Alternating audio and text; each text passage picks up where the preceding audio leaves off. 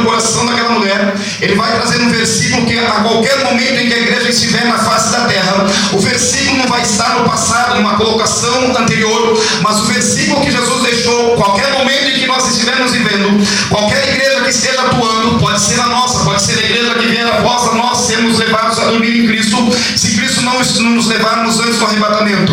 Mas o versículo ele vai ser autêntico, o versículo ele vai ser atual, porque Jesus disse: mas chegada agora a hora, e agora é. Ele não falou que foi ou que vai ser, ele falou que é chegada a hora e agora é. Então, se nós lemos esse versículo especificamente hoje no culto denominado com a família, é porque é chegada a hora da igreja entender que os verdadeiros adoradores adoram a Deus em espírito e em verdade. É chegada a hora, e agora é nesse momento em que nós estamos pegando no culto de hoje, a partir do momento em que nós entramos dentro da igreja, entramos para dentro desse templo, nós entramos com uma intenção máxima, não apenas de apresentar um terno, nós não entramos na intenção de apresentar um dom, mas nós entramos na intenção de dizer: Deus, eu não sei qual é a maneira, qual é a forma, mas eu sei que o Senhor quer ser adorado, e se nós estamos com a intenção dessa, nós devemos assim fazer. A chegada a hora agora é em que os verdadeiros adoradores o adorarão, Pai, em espírito e em verdade. Jesus deixou claro que a adoração ela tem que ser verdadeira, ela não deve ser baseada na carne, ela não deve ser baseada no entendimento apenas humano, ela deve ser baseada no Espírito. O Espírito vai fazer com que a adoração venha romper. Baixa um pouquinho, está muito alto. Amém, amém. Jesus vai fazer, agora vou baixar mais, com que a adoração venha romper a lógica, com que a adoração venha romper o entendimento, porque muitas vezes as pessoas vão olhar e vão ver que a condição em que alguém está vivendo não é uma condição natural para estar adorando, não é uma condição apenas na ótica humana, no olho natural, principalmente naqueles que não têm o entendimento, que não é a situação que faz um adorador adorar, que não é o momento que faz o adorador adorar, mas é o encontro que ele teve com Deus. Não está limitado a sua adoração se você tem saúde ou não, porque senão ela não é uma adoração apenas verdadeira. Ela não está limitada se você está com um carro na garagem, pagando aluguel na casa própria. A sua adoração verdadeira é quando você lembra que há mais de 2000 anos atrás Jesus Cristo foi no alto do Calvário para pagar o preço pelos nossos pecados, dizendo: ei, eu quero ele do meu lado um dia na eternidade. Não importa quais são os pecados que ele cometeu na terra, a partir do momento que ele levantar a mão dizendo: Senhor, perdoa os meus pecados, eu escrevo o nome dele no livro da vida. Será tirada da terra para adorar o Senhor aí completamente e de uma forma espiritual apenas. Adorar a Deus em espírito e verdade. Eu sei que o Senhor falou que ele procura os tais que assim o adorem. Então é porque nós encontramos, e o texto da base é nós a pregarmos, que Deus está procurando os olhos de Deus, que a Bíblia diz que são como 7 chamas de fogo, passa consumindo os altares, passa consumindo a igreja, para ver quem é que chegou na igreja, no culto, com um coração de adorador. Glória a Deus. Porque se nós olharmos para os nossos cultos, nós vamos olhar e vamos perceber que sempre tem pessoas dispostas a louvar, hinos. Se nós olharmos para os cultos, nós vamos ver que tem sempre alguém disposto a pregar. Se nós olharmos para liturgias das nossas igrejas, nós vamos perceber que tem sempre alguém disposto a fazer um gesto. Mas a adoração verdadeira, ela vai além daquilo que nós estamos mostrando à igreja. Ela vai passar além do que aquilo que os irmãos possam entender. Porque às vezes nós ficamos impressionados com atos naturais, que alguém levanta a mão, com atos naturais que alguém bate alguns pés, algumas coisas. Mas Deus, ele vai olhar além disso. Deus vai olhar como é que está, como foi dito hoje aqui pelo profeta. E Deus, ele não vai olhar como os homens vê, ele vai olhar aquilo que realmente está reservado dentro do coração. Porque a gente levanta a mão, está conseguindo perdoar. A gente levanta a mão da glória, mas não fala com o irmão que está do lado. Então Deus olha e fala: esta é uma adoração falsa.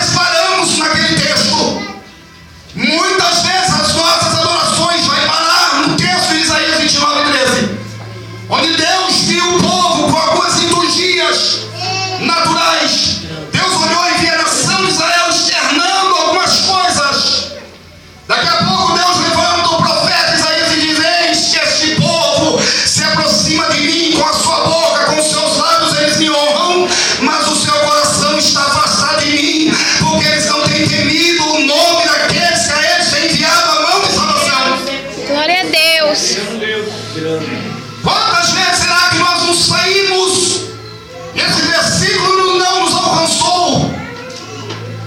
Quantas vezes nós achamos, Deus, eu levantei a voz e eu orei. Deus, eu solei o hino hoje no meio do culto. Deus, eu dei uma boa oferta, hoje foi o dia de eu entregar o dízimo. Eu fiz isso, eu fiz aquilo, mas eu chorei que você está me honrando com os lábios, mas o seu coração ainda está afastado de mim. Ainda tem algumas coisas que precisa entender para que eu possa receber uma adoração ainda mais verdadeira, uma adoração ainda mais sincera. Glória a Deus. Glória a Deus. Aleluia. Porque Deus vai confirmar os adoradores nos momentos das adversidades. Deus vai confirmar os adoradores nos momentos das dificuldades. Nós vamos ser provados, nós vamos passar por vales, nós vamos passar por enfermidades, nós vamos passar, pastor, que isso é culto de domingo, é culto com a família, palavra para a igreja, mas nessas horas, os verdadeiros adoradores vão falar: Deus, eu estou sim com a enfermidade sobre a minha casa, eu estou sim dentro de um vale, eu estou sim passando por limitação, mas a minha alma e o meu coração se alegra na tua presença, se alegra de estar na tua casa, e eu não vendo a minha chamada, e eu não deixo o meu lugar na tua casa, Senhor. Por quê, pastor? Isso. Porque enquanto há uma guerra, muitas vezes nosso meio, irmão Jacques, por títulos, por patentes, por altares, porque muitas vezes há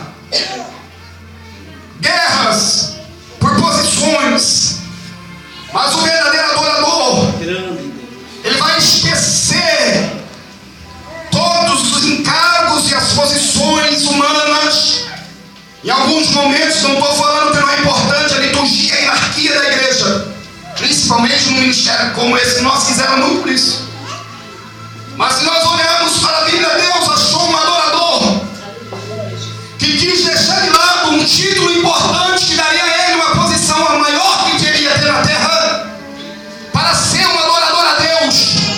Se você olhar o que escreveu o escritor aos Hebreus, na carta aos Hebreus, no capítulo 11, o versículo 23, o versículo 24, assim está escrito: pela fé Moisés, já sendo grande, recusou ser chamado filho da filha de Faraó, escolhendo antes ser maltratado com o povo de Deus, do que por um pouco de tempo ter o gozo do pecado. Veja um homem rasgando uma patente importante agora, veja um homem tirando um título importante na sua vida. Ele poderia ser chamado filho da filha de Faraó, o trono estaria ali esperando a ele, morrendo o Faraó pai, seria o próximo que estaria ali sendo o maior nome da maior potência bélica da terra. Moisés estaria de uma forma como sucessor de um homem de um trono tão importante, mas a Bíblia diz que ele escolheu, depois que já estava grande, falou: não quero ser chamado filho dessa mulher, eu não quero ser chamado filho desse homem aí, eu quero ser o filho de Deus, eu quero sofrer no meio do povo, o povo vai ser massacrado, vai ter que trabalhar fazendo tijolo, mas eu vou estar lá sendo mais um. Se Deus quiser me levantar, levanta, se não quiser me mata no Egito, mas eu vou continuar fazendo a sua obra. Glória a Deus. Aleluia. Ah, pastor, faltou a regente, mas pode reger. Ah, não, eu não sou regente. Está esperando no título. Ei, irmão, pode ajudar a levar as cadeiras, mas eu já sou presbítero. Está esperando no título, está esperando no homem.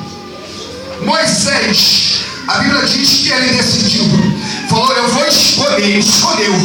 Foi ele que escolheu, falou: não, eu não estou sendo forçado, eu vou estar no meio do povo, eu vou estar no meio da dificuldade, antes eu vou passar por ali, do que ficar tendo por um período de tempo o gozo do trono, um trono que a Bíblia diz que é um trono de pecado, mas sim, o Egito é um dos símbolos do mundo. Mas escolha, irmãos, antes ser maltratado, ser humilhado, muitas vezes ser abandonado, mas escolha tudo isso no meio do povo de Deus, no meio da igreja. A igreja não é apenas lugar de triunfo, tem hora que a igreja vai estar abatida, tem hora que a igreja vai estar humilhada, mas a Bíblia diz que Deus continua sendo cabeça,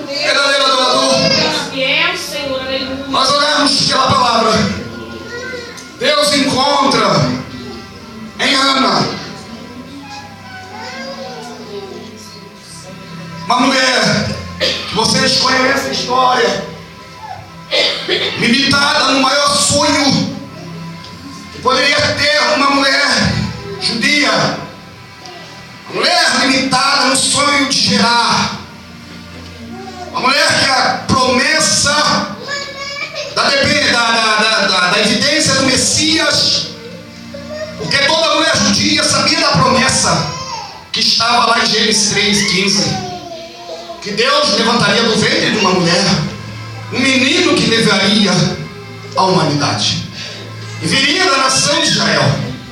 Agora ela nasce, e nasce com a limitação de gerar, o sonho de poder dar a Eucana um filho. Já não tem, mas ela olha para o lado e vê no tempo em que a Bíblia mostra como podia ter mais de uma esposa. Hoje isso se chama adultério, e continua sendo. Ela olha para o lado e vê Penina subindo um monte uma vez por ano, levando uma gama de 10 filhos. Ela olha para dentro e não vê nada. Ela olha para Eucana fala: eu não sou melhor para você do que os filhos. E ela vai entrar dentro de um templo, vai passar com as lágrimas dos olhos, sendo humilhada. Alguém olha e fala: mulher, mas nós estamos no meio do dia, por que é que você já está embriagada? Ela olha para um sacerdote que já está perdendo a visão de Deus. O sacerdote é Eli, porque tem sacerdote que corrige a igreja, a casa dele pode estar de qualquer jeito. Eli não corrigia Ofni e Finéias, que estava se prostituindo na porta do templo com as mulheres, roubando as ofertas. Mas uma mulher que estava dentro do templo para adorar a Deus, ele estava corrigindo ela. Isso acontece mais, às vezes as coisas acontecem nos nossos olhos, na nossa casa vai de qualquer maneira, mas quando nós estamos no altar, nós queremos exortar a igreja. Mas a Bíblia diz: aquele que não corrige a sua família é pior do que o infiel e negou a fé. Se não serve para cuidar da casa, a Bíblia diz que não serve para cuidar da igreja. Glória a Deus. Ana bate nos ombros de Eli e falei: não me tenha como uma filha de Belial. A tua serva está em amargura de espírito. O homem, mesmo estando já perdendo alguma evidência de Deus, dá uma palavra profética àquela mulher, falando: mulher, vai para a tua casa, e assim seja, conceda a Deus aquilo que está no teu coração. A Bíblia diz que na mesma noite Eucana conheceu a Ana, e naquela mesma noite Deus conheceu o sonho, e Deus concedeu a promessa. Naquela mesma noite foi gerado ali no ventre de Ana um menino que a Bíblia diz que irá se chamar Samuel. Mas a Bíblia vai mostrar para nós que essa mulher que não poderia ter um filho, essa mulher que foi humilhada, quando ela teve um filho, ela falou: Deus, eu quero te adorar. Deus falou: como? Eu quero te adorar entregando meu filho, Deus, para ser teu, não é mais meu. Cria, Senhor, no templo, ensina ele. E a Bíblia vai mostrar para nós que por essa atitude de Ana, o filho que ela entregou a Deus foi o melhor sacerdote que já teve em Israel. Entregue algo precioso para você nas mãos de Deus. Não fica querendo para você, não. Fala: Deus, tu cuida melhor do que eu. Deixa nas mãos do Senhor, que Ele sabe como cuidar também. A gente agora não queremos abrir a mão. Deus, eu quero ficar comigo. Deus está falando: não, entrega para mim. Deixa comigo que eu trabalho. Não, eu quero segurar, eu quero poupar, eu quero guardar. Deus falou: eu sou guarda de Sião. Quem é você? Deus. Eu não estou esquerendo, eu não durmo. Deus encontrou em uma mulher estéril, uma mulher que trouxe a restauração do ministério sacerdotal de Israel. Uma adoradora que falou: vou voltar a ficar sem filhos, porque o meu vai estar na casa de Deus. Você quer teu filho na casa do Senhor? Dá para dar um glória? Você quer teu filho na casa do Senhor? Você quer teu filho aqui dentro, no meio das crianças, no meio da mocidade? Deus sendo preparado para amanhã estar nos altares. Então levanta a tua mão e fala: Deus, eu quero como Ana, eu quero meu filho na tua presença, minha filha na tua casa. Senhor, eu quero deixar com o Senhor, para o Senhor fazer, levar para onde for. Se tiver que tirar perto de mim, porque vai estar pregando em outro lugar, não tem problema. Se tiver que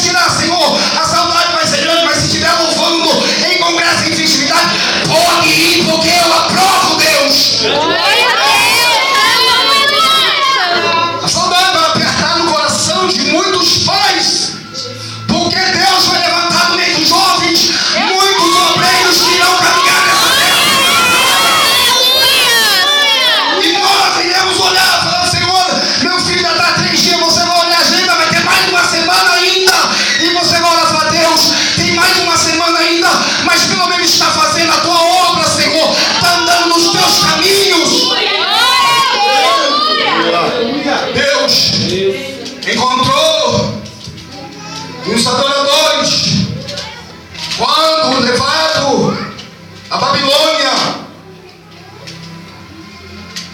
Daniel com os seus 3 amigos judeus, Misael, Ananias e Azarias, conhecido pelos nomes Sadraque, Mesaque e Abednego, levado para serem instruídos na arte e no ofício dos caldeus, levado para participarem por terem sido escolhidos na linhagem dos nobres de Israel, se destacaram. Alguns iriam ser levados para serem escravos no campo. Vocês falaram: não, vocês 4 não. Vocês têm aparência bonita, vocês conhecem e as revelações das interpretações dos sonhos. Vocês não, vocês vão andar no meio da linhagem dos caldeus. Vocês vão andar na nata, naqueles que são de nome do meio do Império Babilônico. Vocês vão comer das melhores iguarias e mostram um banquete à mesa real. E a Bíblia diz que o adorador olha e fala para o criado: ei, vem cá, quero conversar contigo. Essa mesa nós não podemos participar. Eu quero fazer um acordo com você. Eu quero que você nos dê legumes, comidas, verduras. Ele fala: não, porque o nosso rei vai olhar no semblante de vocês, vão ver vocês abatidos. Falou: não, vamos aprazar assim um prazo de 10 dias. Se nós estivermos moribundo, nós comemos o banquete. E a Bíblia diz que vão ser agora, a nutrição deles vai ser aí apenas a terra. Vão comer apenas saladas, vão comer apenas legumes. Passado 10 dias, os criados vão olhar no rosto de Daniel, Sadraque, Mesaque e Abednego e olha e fala: não é que o semblante deles está mais bonito do que o semblante daqueles que estão comendo na mesa do rei. Ei, sabe por que é isso? Porque o crente se separa daquilo que é consagrado na mesa de Baal, e o semblante dele é muito mais bonito.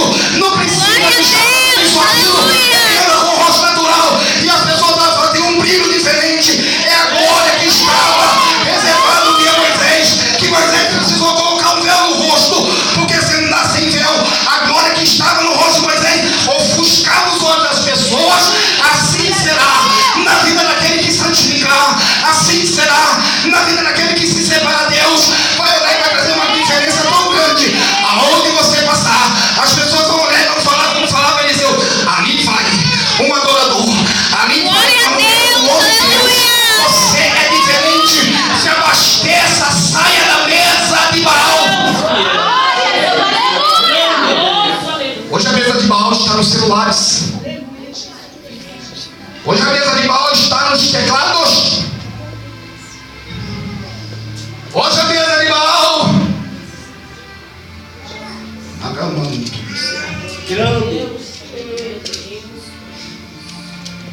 está diferente, mas continua sendo as iguarias de Baal.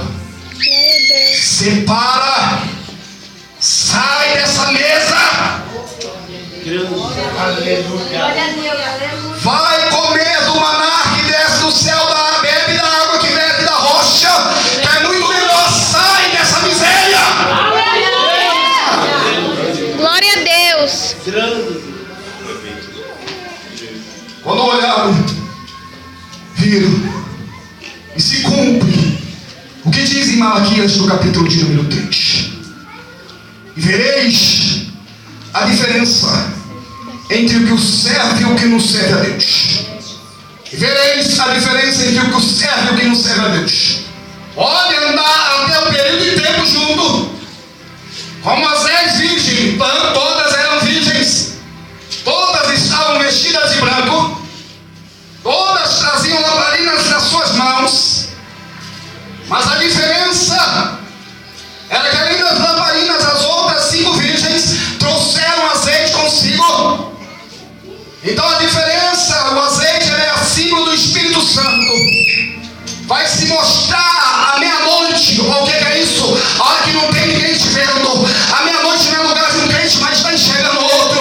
Ou seja, essa meia-noite é quando você está sozinho. Não precisa ter um monte de pastor para te controlar para você servir a Deus. Não precisa ter um olho do teu pai e da tua mãe. Precisa você ter um coração aberto a Deus. Eu não quero ser pressionado. Eu sou livre. A Bíblia diz: e conhecereis a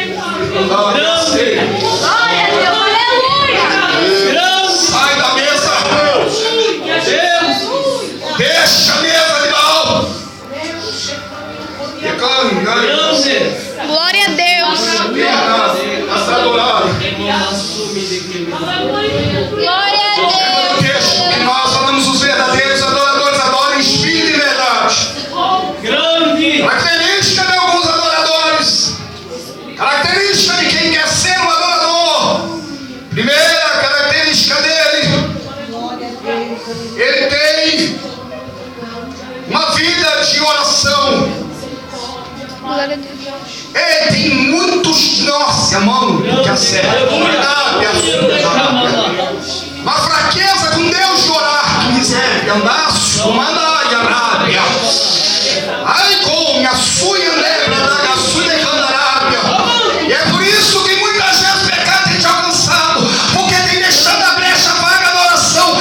Feche essa brecha hoje, põe o teu joelho no chão, revolução, que Deus vai receber. Ai, como minha febre, na gábia, pede para Deus uma condição de não precisar de estar vivendo a oração de anime. Pede para Deus, Deus, eu preciso de orar, eu preciso de força, de colocar Deus no chão. Ai, mas no meio da madrugada, sentir o meu espírito ao meu lado e as minhas forças sendo renovadas. Glória a Deus, aleluia. Característica de adorador é que o testemunho dele fala melhor do que as palavras, porque a vida de oração acompanha o testemunho. Como que é certo? Glória a Deus, aleluia. É, Jesus.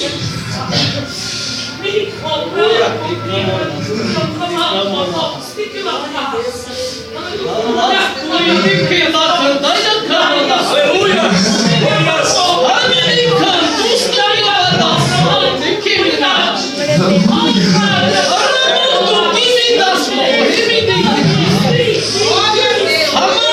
Jesus está no meio, Cristo. Glória a Deus, aleluia.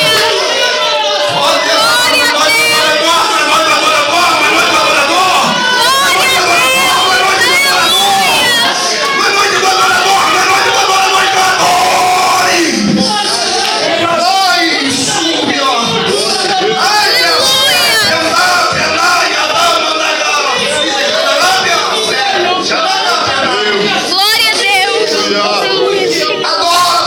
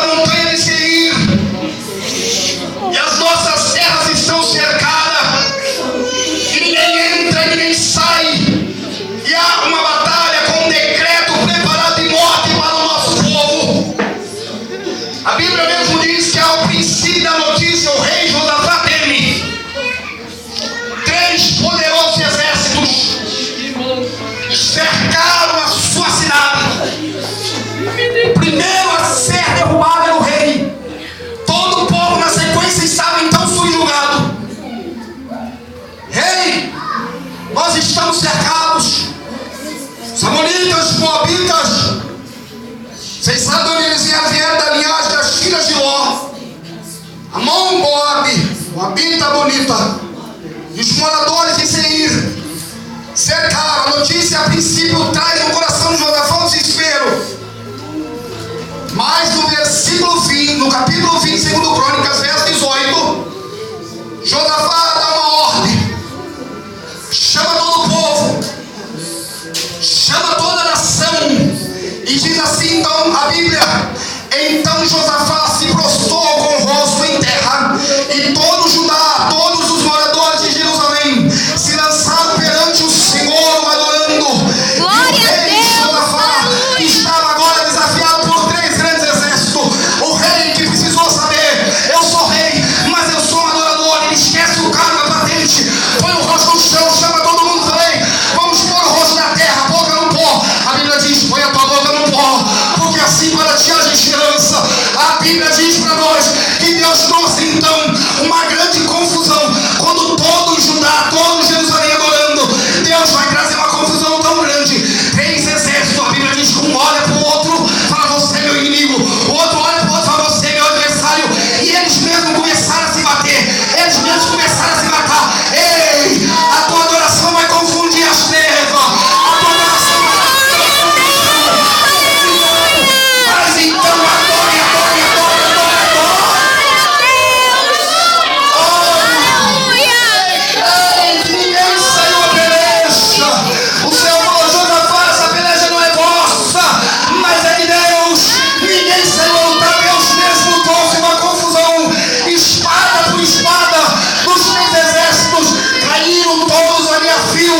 Depois de algum dia alguém sobe no muro, olha e fala: ei, vamos pegar os despojos.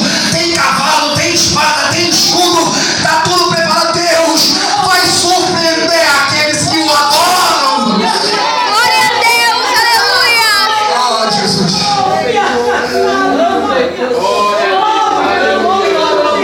Glória a Deus. Terceiro segredo da adoração. Eu encerro.